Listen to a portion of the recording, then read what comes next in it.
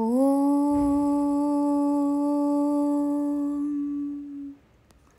भारतीय संस्कृतीमध्ये आराध्याचे पूजन, नामस्मरण, उपासना, आराधना करण्याची प्राचीन परंपरा आहे.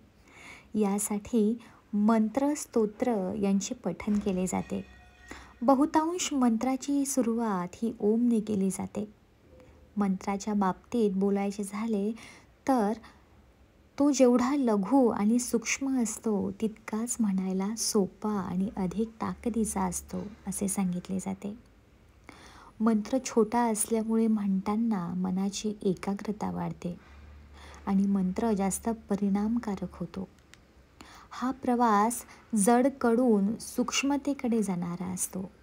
म्हणून ओंकाराने आपल्या सर्व शरीरात प्रेरणेचा संचार होतो.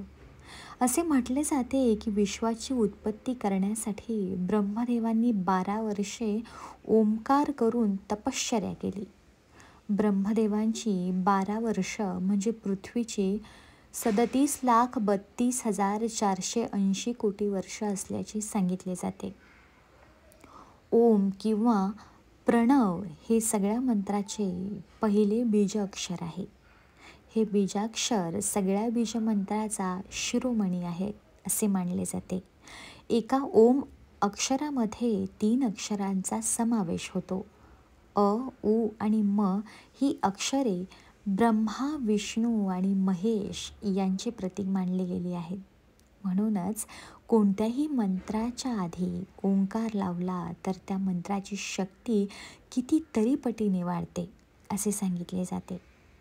ओंकार हा 3.5 मंत्राचा बनलेला आहे.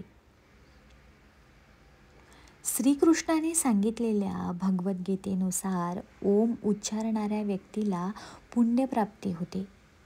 ईश्वरी कृपेने ओमचा मंत्रोच्चार करणाऱ्याला परमगती प्राप्त होते असे आपल्या पुराणात सांगितलेले आहे.